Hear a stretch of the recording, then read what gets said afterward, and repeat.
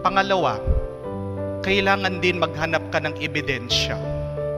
Sabi ng mayaman, give me a personal account. Personal, primary source, nanggaling mismo sa tao. Hindi nanggaling dun sa kapitbahay nyo. Hindi nanggaling dun sa katrabaho niya. Hindi nanggaling sa kamag-anak niya. Siya mismo. Nakita nyo ba? Narinig mo ba? Mismo sa kanya.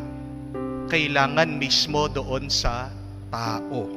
Kasi very unfair kung hindi manggagaling mismo sa tao. Hindi makatarungan kasi hindi mo naman alam yung buong kwento. Amen? Kami po mga pare, madalas biktima ng ganyan. Pag nakita nila na meron kaming hawak na bata, pinagchichismisan kami, anak ni Father yun. Pag nakita